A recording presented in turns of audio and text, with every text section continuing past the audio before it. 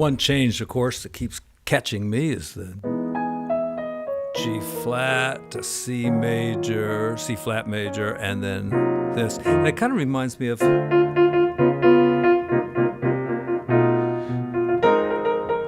like the bridge.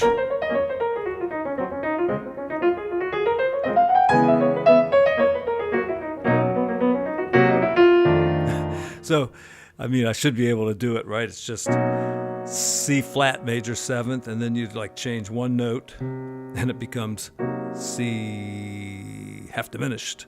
So it shouldn't be too hard. You know, you could take the Lydian scale like this, and then change one note, and change one more note if you want. I guess it's just the speed of the song, you know, and you just got to practice in these odd keys, you know, got to practice in the key of B.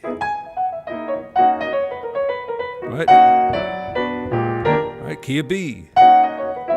Not really, but I mean, you know, there's some 2-5-1s in B in Giant Steps, so, you know, Giant Steps is like, you know, it's just a good song for practice. It's not a good song to play. Bluesette's a good song to play. Nobody wants to hear Giant Steps. I'm just quoting Barry Harris here. He says, why would anybody play Giant Steps? Personally, I like the song. I used to play with a saxophone player who liked to do it as like a bossa nova.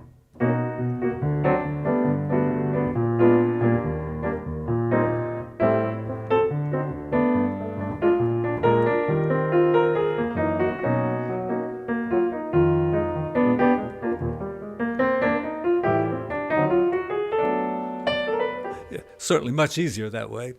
All right, thanks everyone. Leave a comment, whatever you want to say. Put a like, hit the like button, subscribe to the channel, and that's it. Music's down in the description, of course. See ya.